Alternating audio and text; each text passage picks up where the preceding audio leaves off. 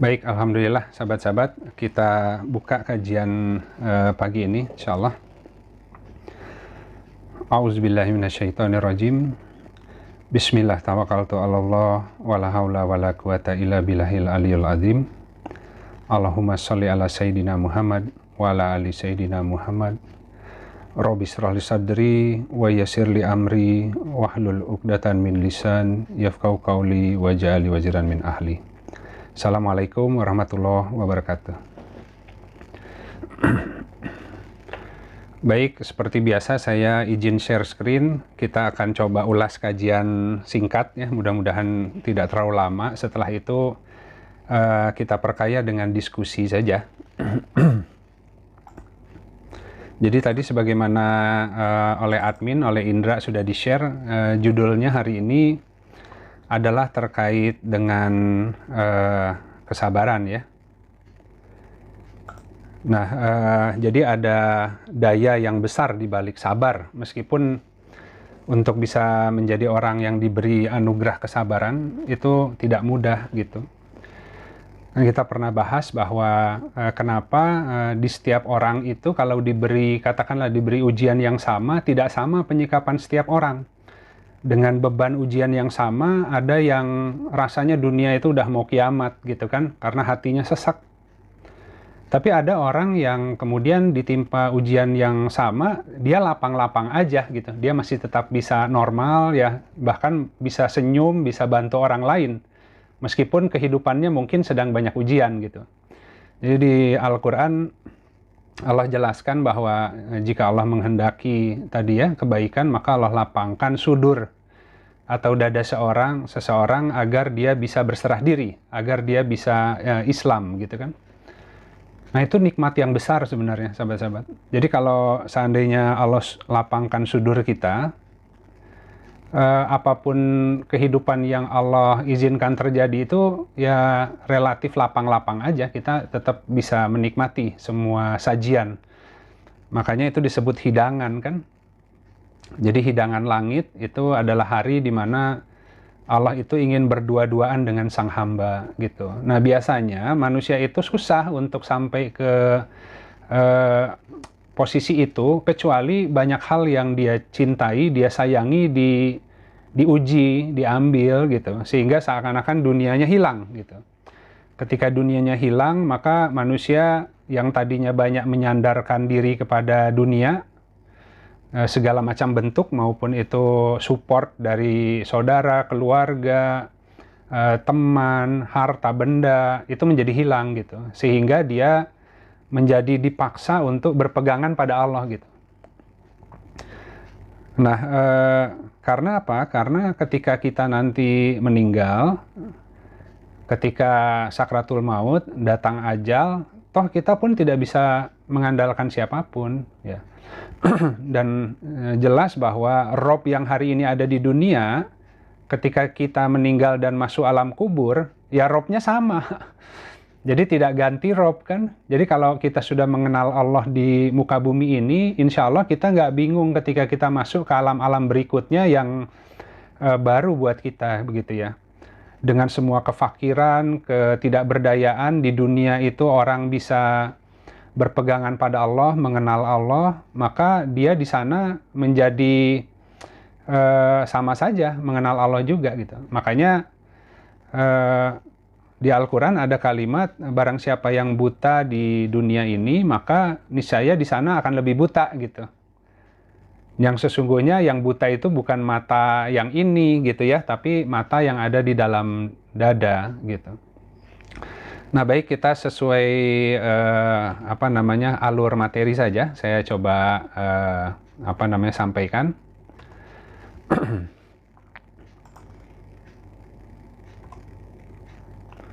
Nah jadi yang pertama kita lihat di Quran surat Ali Imran ya, Quran surat 3 ayat 146. Jadi nanti sahabat-sahabat bisa baca sendiri gitu ya, tapi ini saya untuk memudahkan saja. A'udzubillahi minasyaitonirrajim. Bismillahirrahmanirrahim. Dan berapa banyak ya dari nabi yang berperang bersamanya sejumlah besar ribyun. Jadi bahasanya itu ribyun gitu. Itu sebenarnya man of God, hamba-hamba Tuhan gitu ya. Kalau di terjemahan ditulis orang-orang yang bertakwa gitu. Tapi Ribiun itu khusus sebenarnya. Jadi Ribiun itu orang-orang seminimalnya syuhada sidikin gitu. Jadi di bawahnya syuhada kan solihin kan. Itu termasuk orang-orang yang Allah beri nikmat. Makanya di Al-Fatihah kan kita mohon pada Allah ditunjukkan jalan yang lurus sebagaimana jalan orang-orang yang diberi nikmat. Jadi kalau definisi Al-Quran, yang diberi nikmat itu bukan yang dikasih semua serba lengkap, semua serba cukup, hidup senang, tidak ada kurang, enggak. Tapi yang disebut orang-orang yang diberi nikmat adalah para solihin, syuhada, sidikin, dan para nabi. Gitu. Dan ketika kita baca kisah hidupnya, enaknya di mana? Bingung kita gitu ya. Karena definisi nikmat itu kita masih menggunakan lidah hawa nafsu. Jadi ada hadis yang lain bahwa ada orang-orang yang bisa merasakan manisnya iman kan. Padahal kita tahu iman itu kawannya ujian. Terus orang yang tidak memahami bingung di mana nikmatnya, di mana manisnya kan. Perasaan kalau kita beriman itu yang ada ujian terus gitu. Padahal di balik ujian itu justru ada paket ada paket pengenalan ya, itu ada anugerah di balik ujian-ujian itu yang disebut hikmah. Jadi orang-orang yang berhasil mengambil hakikat di balik ujian itu akan semakin mengenal Allah begitu. Nah sementara kita saja mengenal Allah itu susah sekali ya, karena dari asmanya, sifatnya, af'alnya, Al-Quran banyak bicara semua itu. Sifat-sifat Allah, kemudian asma-asma Allah, kemudian af'al. Af'al Allah itu sunatullahnya, perbuatan Allah terhadap hamba. Ya, coba kalau kita baca kisahnya Nabi Ayub. Gimana seorang nabi yang sangat sabar, kemudian Allah tega gitu kan, memberikan ujian yang luar biasa, hanya gara-gara syaiton itu mungkin makar lah ya, menguji gitu. Allah membanggakan seorang Nabi Ayub di hadapan syaiton dan mengatakan bahwa dia adalah hambaku yang sabar. Kata syaiton, kasih saya kesempatan menggoda, engkau akan lihat bahwa dia akan menjadi orang yang tidak sabar gitu kan. Kata Allah, silakan kamu uji dia dengan segala macam musibah, bencana, apapun yang kamu mampu, tapi tidak sampai ajal begitu. Nah, Nabi Ayub itu diuji berbagai macam ujian sampai semuanya hilang. Anak-anaknya hilang, ya hartanya hilang, istrinya pada pergi, cuman tinggal satu tuh yang ngurusin. Nah, tapi tidak satu kali pun Nabi Ayub mengeluh gitu, karena malu dengan semua kenikmatan hidup yang Allah sudah berikan, dan rasanya ujian itu tidak ada apa-apanya gitu, menurut Nabi Ayub ya. Kalau kita mungkin lain lagi gitu kan. Nah, sampai akhirnya syaiton itu putus asa, udah capek, udah diuji segala macam, tetap masih sabar, akhirnya nyerah syaiton kan. Akhirnya barulah syaiton berkata kepada Allah, ya Allah sudah, saya angkat tangan gitu ya. Ternyata mau digimana-gimana juga, ya namanya hamba yang sabar mah sabar aja terus ya, nggak bisa digoda gitu kan. Jadi kita lihat bahwa bahkan para nabi yang hebat-hebat ya, ada nabi yang ulil azmi disebutnya, nabi-nabi yang diuji dengan hal-hal yang berat ya, termasuk Rasulullah SAW. Itu mereka adalah orang-orang yang Allah uji, Allah tempa dengan ujian-ujian yang agung. Kenapa? Karena mereka itu akan membawa umat nanti. Ya, Nabi Musa termasuk kan, bawa Bani Israel yang nakal, yang susah diatur. Tapi ya butuh seorang nabi yang kokoh, yang kuat untuk bisa menggembala manusia gitu. Nah jadi tadi berapa banyak nabi yang berperang bersama sejumlah besar Ribiun ya, yaitu the man of gods gitu ya, hamba-hamba Tuhan. Maka tidak mereka menjadi lemah karena apa yang menimpa mereka di jalan Allah. Dan tidaklah mereka menjadi lesu atau lemah hati, dan tidak pula mereka menyerah. Dan Allah, dia mencintai orang-orang yang sabar. Nah, jadi sahabat-sahabat, kita lihat kalau di ilustrasi yang di bawah ya, saya sengaja supaya mudah gitu visualnya. Jadi Allah itu takdir manusia itu seperti tes endurance. Kan setiap manusia diturunkan ke bumi, emangnya kita kerjanya di bumi itu kayak hewan ternak kan enggak? Di bumi lahir, tumbuh, besar, menikah, bekerja, punya anak, punya keluarga, punya cucu, mati, enggak gitu. Ya, masa Allah menciptakan kita dengan susah payah sebenarnya ya. Artinya berproses gitu ya. Untuk Allah tentu mudah, tapi berproses panjang hingga manusia dihadirkan di bumi. Tapi kemudian tanpa tujuan, rasanya tidak mungkin dengan semua kronologis penciptaan yang luar biasa.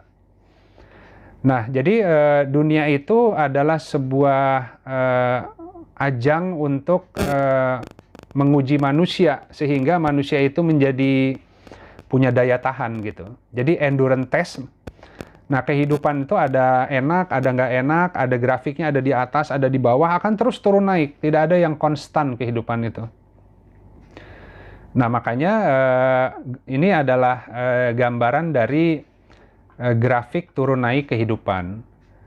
Nah, ketika di atas, ya, ketika lagi di titik atas diberi nikmat, itu sikap yang harus dilakukan adalah bersyukur. Sementara ketika kita sedang di bawah, sikap yang dilakukan adalah sabar. Jadi kesimpulannya bahwa yang namanya ujian, kesulitan, musibah, itu sebenarnya hal yang biasa aja gitu. Itu sunatullahnya seperti itu gitu. Nah, ketika Allah menimpakan macam-macam peristiwa dalam kehidupan, Allah melihat bagaimana manusia berbuat ketika dia di atas dan ketika dia di bawah. Ketika dia di atas, apakah dia kemudian menjadi sombong, menjadi orang yang merasa paling hebat, atau bahkan mempertuhankan diri karena merasa menjadi orang yang sukses kan? Dan bagaimana ketika dia lagi di bawah, lagi susah, lagi segala sesuatunya itu banyak ujian ya, terhinakan, apakah dia minder, kemudian dia putus asa. Jadi Allah hanya uji itu. Manusia itu taruh di atas gimana dia berbuat, taruh di bawah gimana dia berbuat. Terus aja grafik naik turun. Sampai akhirnya konstan. Mau lagi enak, mau lagi nggak enak, tetap zikir ke Allah. Ya. Jadi jika orang itu benar beriman, maka sikapnya itu akan menakjubkan. Makanya hadisnya begitu, sungguh menakjubkan ya seorang mukmin gitu kan. Apabila ia ditimpa kesulitan, maka ia bersabar. Apabila ia ditimpa dengan kesenangan, maka ia bersyukur. Dan sesungguhnya ya hanya dua itu sikapnya mukmin. Jadi mukmin tuh nggak ada SOP lain. Jadi mengeluh, khawatir, itu sebenarnya tidak ada di dalam SOP seorang mukmin. Jadi kalau orang yang beriman ya, kalau orang Islam mungkin masih bisa seperti itu. Kalau Islam dia melaksanakan syariat, dia sudah sholat, ya, dia sudah ikut puasa, dia sudah bayar zakat. Tapi kalau iman itu sesuatu yang ada di dalam diri kan. Meskipun orang itu sudah melaksanakan syiar-syiar lahiriah, tapi hatinya gimana? Apakah hatinya ikut berserah diri? Kalau orang sholat, memang tubuh lahiriahnya mengikuti gerakan sholat, tapi hatinya ikut nggak? Karena kalau hati itu udah wilayah iman. Jadi dia rajin sholatnya, selalu tepat waktu. Ya, rukunya sempurna, sujudnya sempurna, hatinya kemana-mana. Itu akan terjadi, ya, itu proses kan. Nah, kalau mukmin artinya apa? Makanya kalau di atasnya itu kan ihsan. Ya, jadi kalau ihsan itu lahiriahnya tunduk, ya hatinya tunduk, ya semuanya tunduk. Ini wajah tuh, seluruh aspek wajahku aku serahkan kepada Allah. Ya mau gerakan lahirnya, mau hatinya, mau pikirannya, mau harapannya, mau keluh kesahnya, mau curhatnya, itu ke Allah aja. Ya, karena Allah itu beda dengan manusia. Kalau manusia itu ada batas dicurhati. Kalau Allah itu senang dicurhati, cuman hamba itu jarang curhat ke Allah, kecuali terdesak. Jadi kalau sudah nggak ada yang dicurhati di dunia, barulah curhatnya itu ke Allah. Jadi Allah itu jadi opsi terakhir gitu. Padahal seharusnya adabnya nggak begitu. Apapun masalah yang kita hadapi, bahkan dengan orang terdekat sekalipun, terhadap istri kita, terhadap suami kita, terhadap orang tua kita, ketika ada masalah, harus ke Allah dulu. Barulah setelah ke Allah, ikhtiar ke manusianya gitu. Kita berusaha untuk memperbaiki keadaan. Karena apa? Allah membatasi antara manusia dan hatinya. Mau kita kasih nasihat sebagus apapun ke pasangan kita, kalau Allah nggak gerakkan hatinya, nggak akan gerak.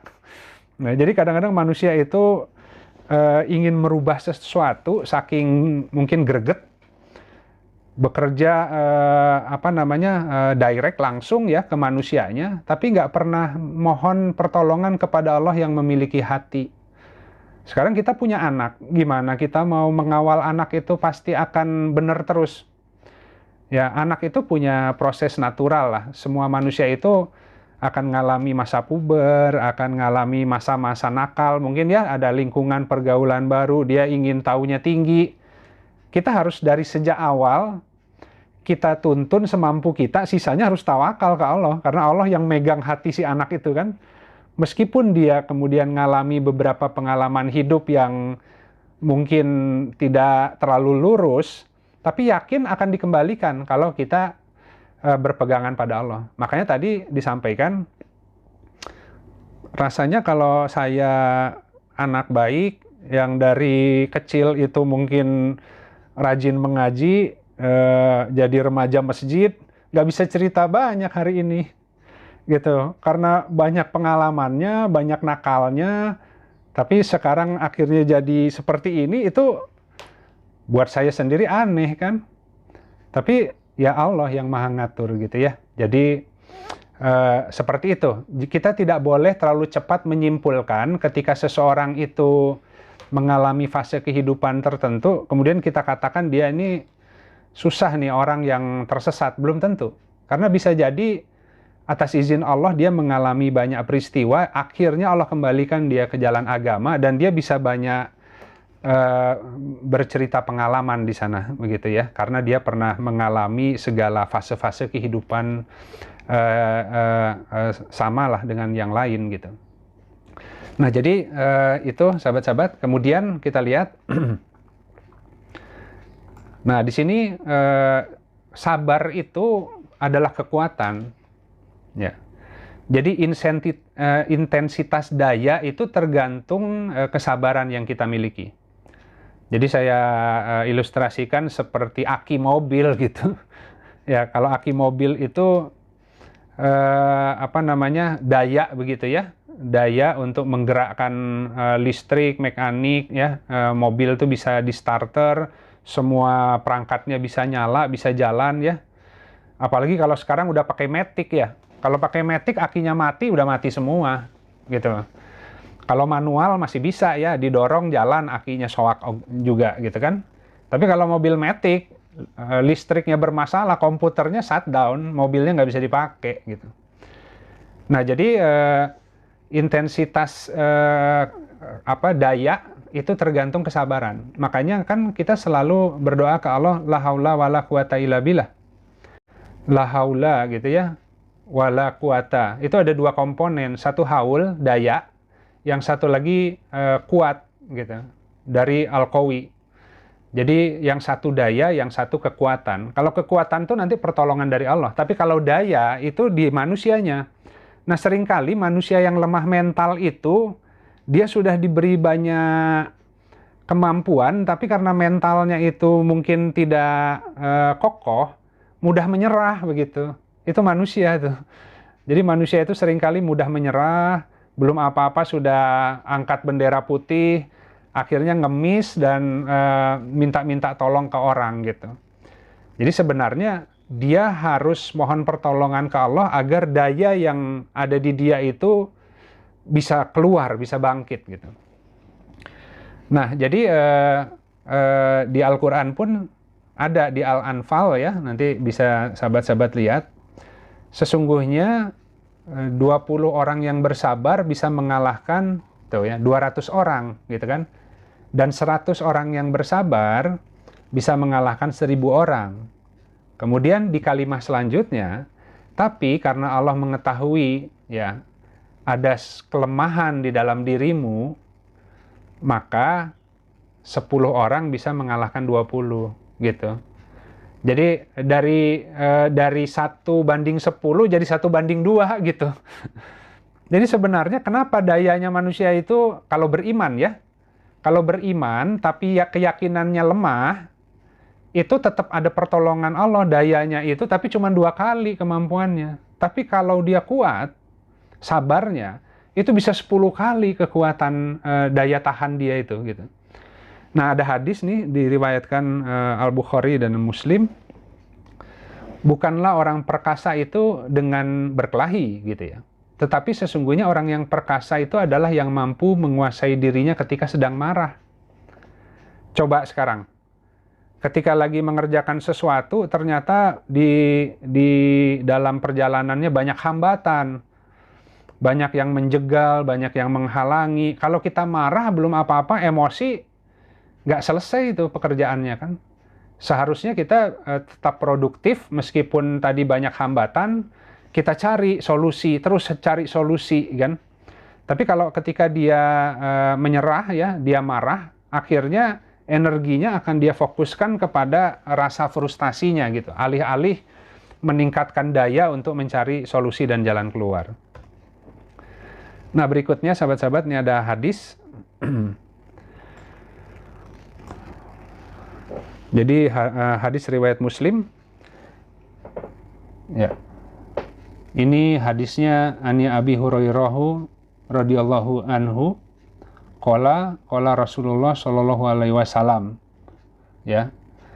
Jadi dari Abu Hurairah, Rasulullah sallallahu alaihi wasallam bersabda, seorang mukmin yang kuat lebih baik dan lebih dicintai di sisi Allah daripada mukmin yang lemah.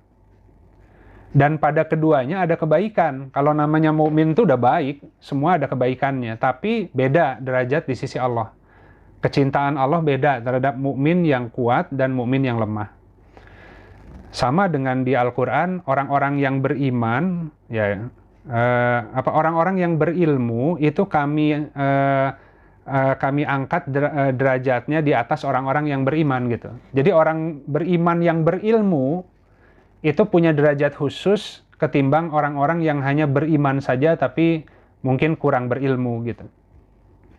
Nah, bersungguh-sungguhlah terhadap apa-apa yang bermanfaat bagimu dan mintalah pertolongan kepada Allah. Dan janganlah engkau menjadi lemah. Dan apabila engkau tertimpa sesuatu atau musibah, jangan engkau berkata, seandainya aku berbuat demikian, tentu tidak akan begini atau begitu. Tapi katakanlah ini adalah ketentuan Allah, dan Allah berbuat apa saja yang Dia kehendaki. Karena ucapan seandainya akan membuka pintu perbuatan syaitan. Gitu. Jadi apapun yang menimpa kita, itu ya semua sudah Allah kadar, ya. Semua ada ketentuan dari Allah. Karena kalau manusia itu mau memberikan mudarat kepada kita, tapi tidak Allah izinkan, tidak akan mungkin terjadi. Demikian juga kalau Allah mau memberikan rizki pada kita, mau seluruh makhluk itu menghalangi, tidak akan mungkin terhalangi gitu.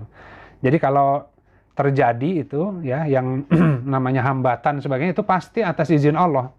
Karena Allah tidak mungkin tidak ada satupun yang akan terjadi kecuali Allah yang izinkan. Kalau Allah izinkan pasti ada maksud gitu. Pasti ada maksud ya. Jadi manusia itu tugasnya adalah memikul amanah bumi. Makanya manusia diturunkan harusnya sih sebagai wakilnya Allah di muka bumi. Kan makanya khalifah ya, memikul amanah di muka bumi sebagai wakil Allah di muka bumi. Itu melaksanakan yang menjadi urusannya Tuhan. Gitu. Makanya kita ingat bahwa ada sebuah riwayat gitu ya. Seorang hamba yang masuk ke sorga begitu. Kemudian di sana ditanya oleh malaikat ya, apa yang menyebabkan engkau masuk sorga? Si hamba itu bingung ya, karena perasaan sih dia nggak banyak beramal ketika di dunianya. Ya kemudian setelah diingat-ingat, si hamba itu mengatakan, ya yang sering aku lakukan ketika aku bermuamalah dengan orang, itu aku selalu memudahkan gitu. Dan ketika ada orang yang berhutang, aku ringankan gitu kan. Bahkan banyak juga yang kemudian dia bebaskan gitu. Kemudian Allah berkata di sana gitu ya, berfirman gitu. Nih, sesungguhnya aku lebih berhak untuk melakukan itu, kata Allah. Tapi karena engkau telah melaksanakannya untukku, maka balasannya adalah surga. Jadi maksudnya melaksanakan urusan Tuhan itu, kalau Allah mau bantu ya semua yang susah di dunia ini, nggak susah Allah itu. Apa sih susahnya Allah itu membantu? Meringankan semua kondisi yang ada, makhluk di dunia nggak ada yang sengsara. Allah kalau mau bisa. Tapi itu justru ada sebuah amal yang Allah sediakan agar kita bisa berkontribusi menolong agama Allah itu, menolong Allah ya, melalui hamba-hambanya. Nah, jadi ini semua adalah sebuah proses seleksi ya, sebuah proses kaderisasi langit. Ya, jadi kalau misalkan tadi kita ditaruh di kehidupan, ada endurance test, dicek di sana, kami akan uji kalian dengan ketakutan, sedikit ketakutan, kelaparan, kehilangan jiwa, buah-buahan, harta, dan lain sebagainya. Dan kabarkanlah berita gembira kepada mereka-mereka yang sabar, yaitu orang-orang yang ketika ditimpa oleh musibah, mereka mengatakan, innalillahi wa inna ilaihi raji'un. Ya, sesungguhnya Allah memberikan ampunan dan rahmat, gitu. Jadi, Allah itu memang sedang menguji kita aja di dunia ya, dengan segala macam hal yang menimpa. Karena kan sebenarnya dunia ini hari berjual beli dengan Allah.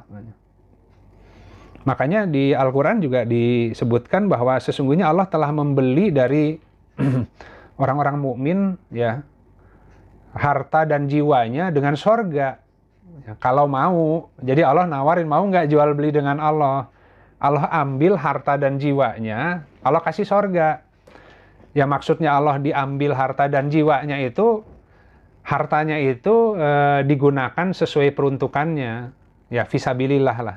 Zakatnya dibayar, infak yang benar, tidak boros, kemudian bantu orang lain, banyak sedekah. Itu maksudnya Allah membeli harta kita dengan menggunakannya sesuai yang Allah inginkan, yang Allah ridhoi.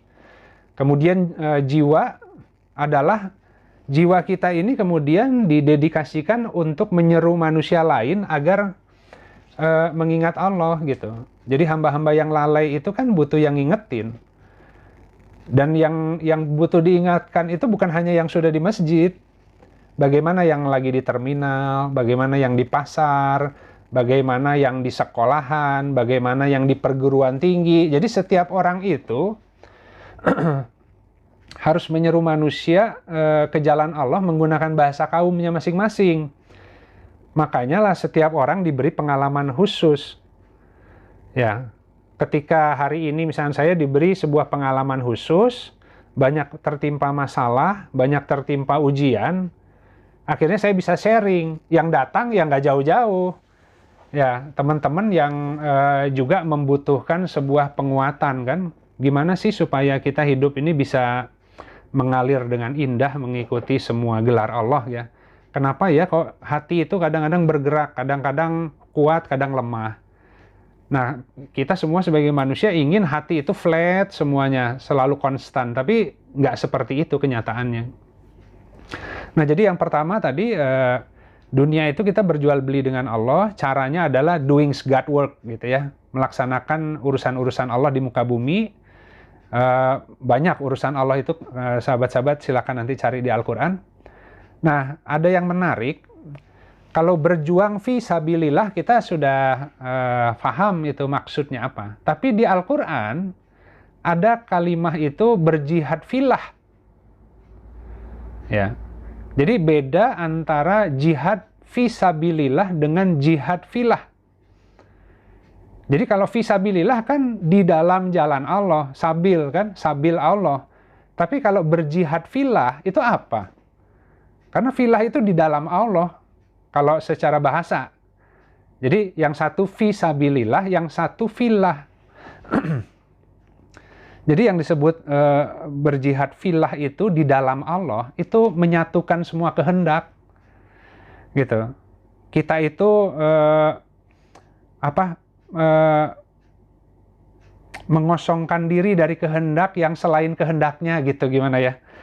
Coba sekarang kalau orang misalkan mau menyerahkan hidupnya ke Allah, banyak yang takut sebenarnya menyerahkan hidup ke Allah itu.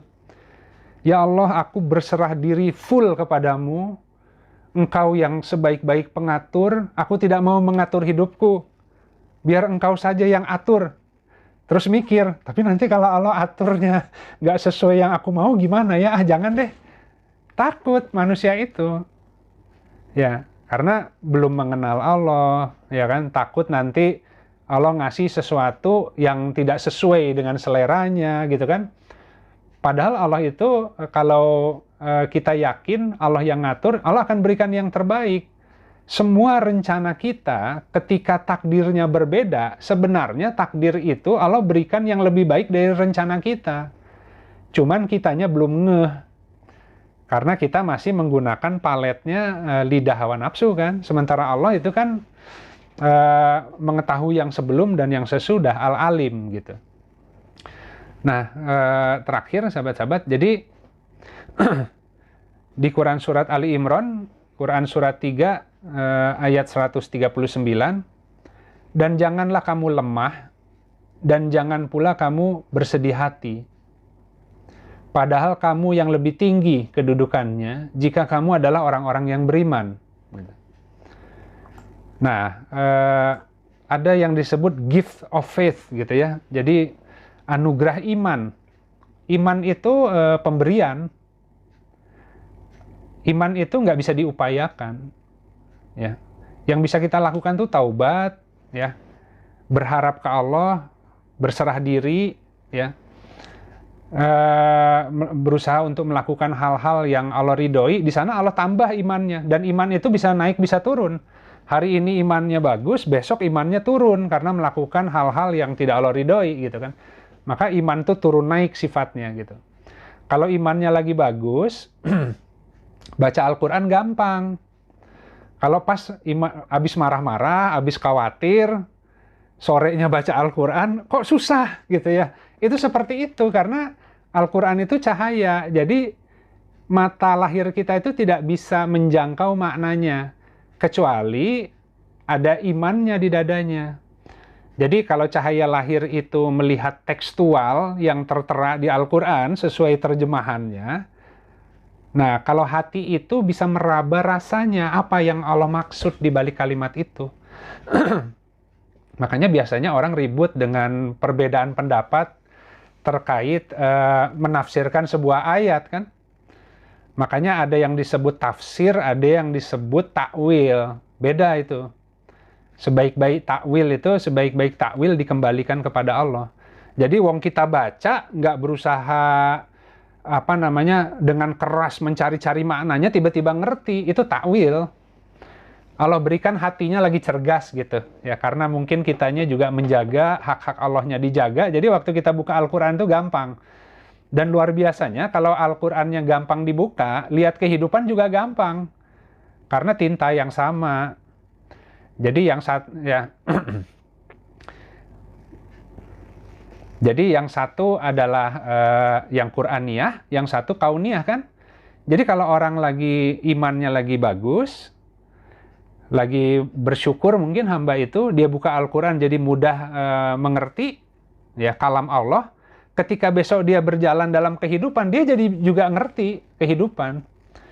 Ya, ketika imannya lagi buruk, baca Al-Qurannya susah, besok banyak kejadian dalam kehidupan, banyak bingungnya juga, sama aja karena itu ayat-ayat Allah juga gitu. Yang tidak bisa dibaca hanya oleh indera yang sifatnya lahiriah gitu. Nah, jadi iman itu tidak diberikan semata-mata untuk iman itu sendiri. Iman itu diberikan agar beramal. Makanya orang beriman tanpa amal nggak ada gunanya. Karena yang disebut takwa kepada Allah adalah beramal soleh sesuai dengan keimanan. Ya, jadi beramal tanpa iman nggak mungkin soleh. Gitu. Jadi orang beramal dengan iman, iman itu yang mensolehkan amal. Gitu. Karena kalau tanpa iman, orang merasa melakukan kebaikan padahal dia itu melakukan keburukan. Gitu. Itu fasid namanya. Makanya di Al-Qur'an disebutkan orang-orang yang melakukan kerusakan di muka bumi, tapi mereka tidak menyadari. Bahkan mereka mengatakan, enggak kok kami itu lagi memperbaiki bumi katanya. Ya itu mah kata kamu, kata Al-Quran mah enggak, gitu kan. Jadi itu nggak tahu pikirannya dari mana, dia punya waham-waham tertentu di dalam, dia punya keyakinan yang tidak berbasis sebuah pengetahuan yang tepat. Gitu. Nah jadi kalau Allah memberikan iman, ya, kalau Allah memberikan iman ke seseorang, iman itu akan Allah cabut lagi kalau tidak diamalkan, termasuk ilmu. Gitu. Jadi iman itu adalah sebuah sarana, makanya Iqra, dikasih lampu, senter, nggak dibaca. Ya kan? Kalau dikasih iman, buka Al-Qur'annya, baca kehidupannya. Lah orang udah dikasih senter sama Allah, dikasih lampu untuk membaca, tapi nggak dipakai baca. Ya buat apa? Berarti orang ini nggak butuh lampu. Orang ini nggak butuh petunjuk, ya Allah cabut lagi. Gitu. Makanya iman itu adalah sebuah anugerah pemberian yang harus dilanjutkan, harus disambung perintahnya. Dilanjutkan dengan beramal soleh. Jadi sebenarnya dengan iman itu kita jadi tahu apa yang Allah kehendaki sih untuk kita kerjakan. Kita aspek praktis ya. Hari ini, coba waktu bangun pagi, kan banyak opsi yang mau dikerjakan.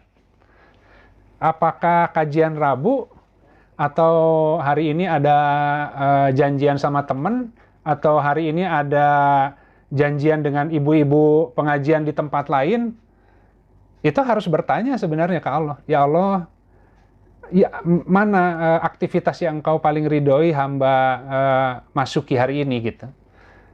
Nah, baru dari sana dia mulai bertasbih gitu.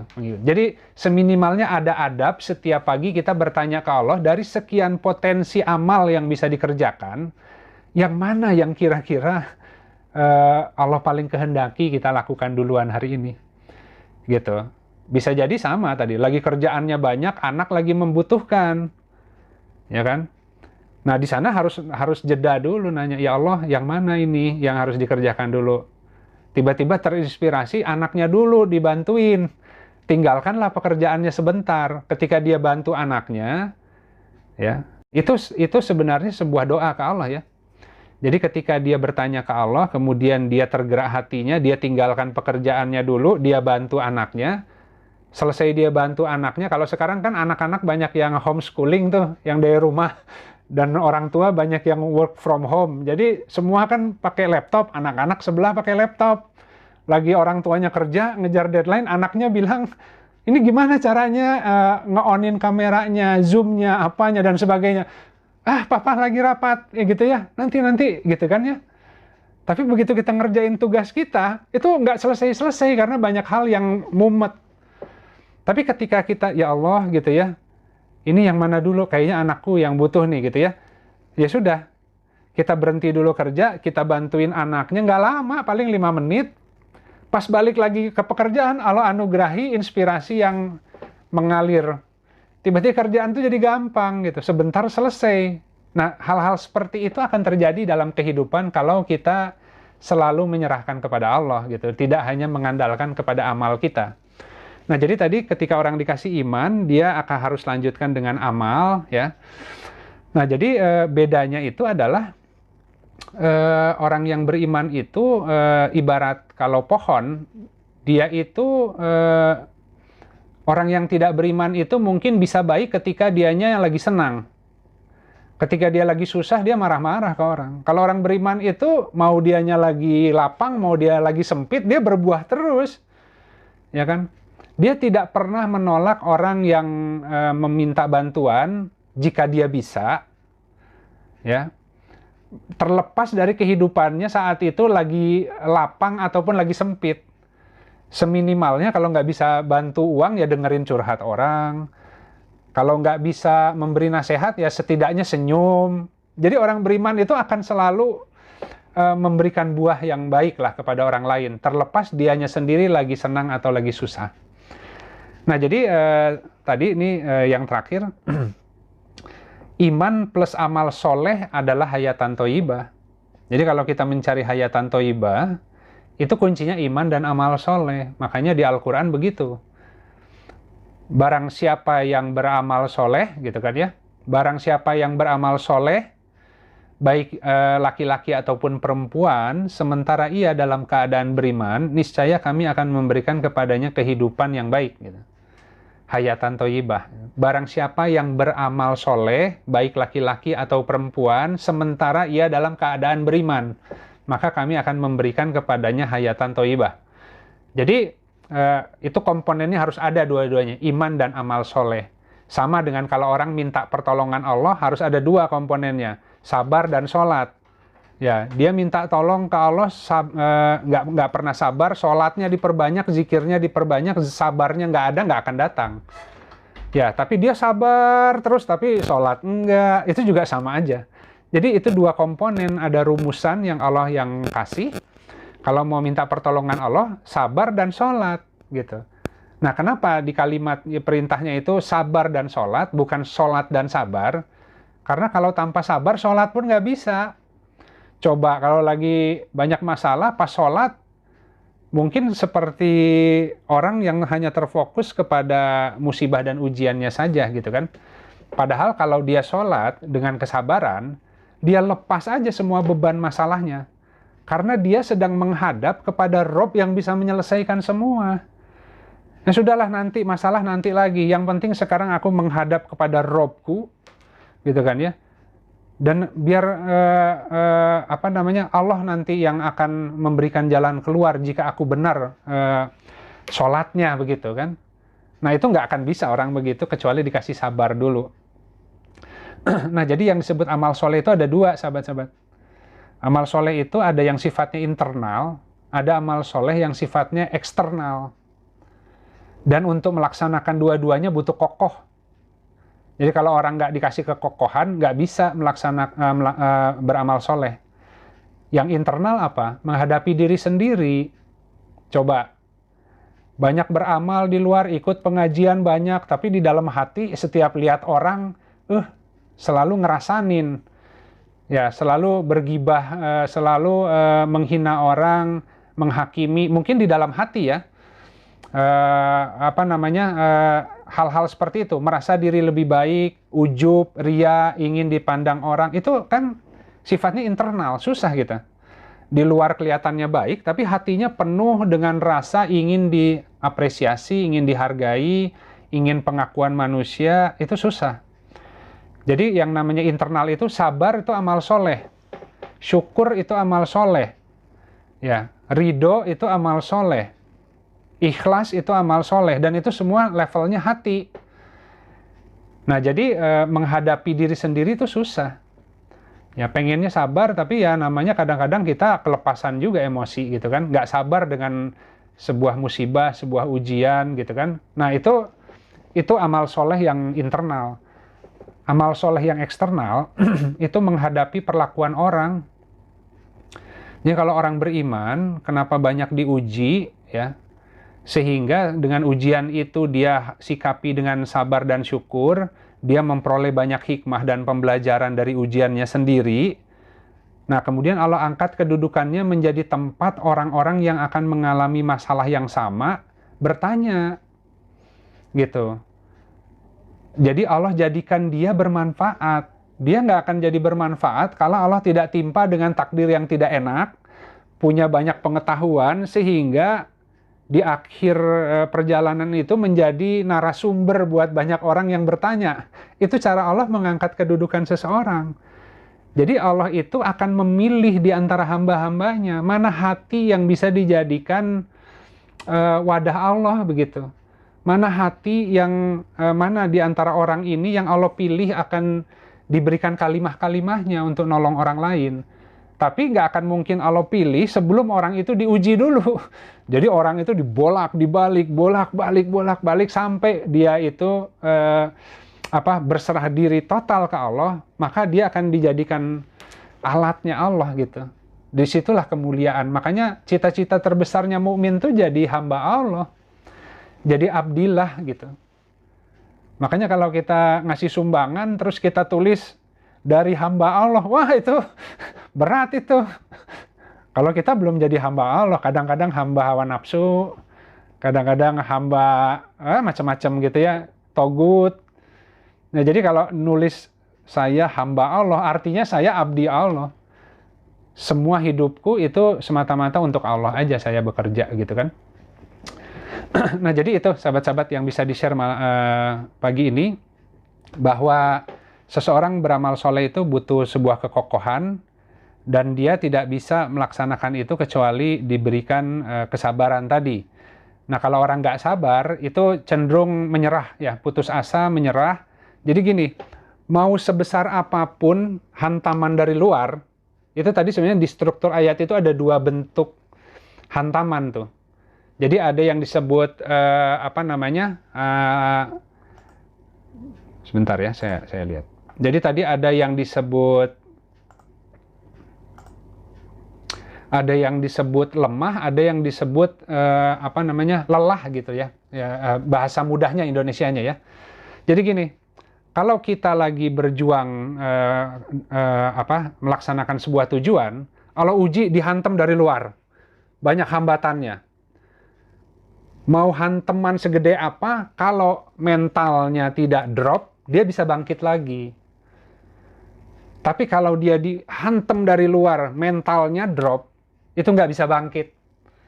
Itu maksudnya. Jadi orang-orang yang berperang bersama dengan para nabi itu, mereka tidak menjadi lemah karena apa yang menimpa mereka di jalan Allah dari luar, dihantam musuh, dihantam peperangan, ya, dan mereka tidak menjadi lemah hati juga, gitu. Kadang-kadang menang, kadang kalah peperangan itu. Ya, waktu dia kalah peperangan, dia nggak lemah hati, gitu. Dia tetap spiritnya, ya udah, hari ini kalah, tapi besok kan belum tentu. Besok kita berjuang terus, dan dia tidak pernah menyerah. Jadi kalau kita ini ingin mengenal Allah, hidup tuh nggak boleh menyerah. Kita jalan dengan semua yang Allah berikan. Nah tadi, yang namanya yang di dalam itu daya. Jadi kalau tanpa kesabaran, dayanya itu jadi hanya sedikit. Tapi kalau sabar, bisa 10 kali intensitas dayanya itu Allah kasih gitu. Jadi daya tahan untuk menghadapi hantaman dari luar, itu menjadi kokoh orangnya, karena Allah tambah dayanya dengan kesabarannya gitu.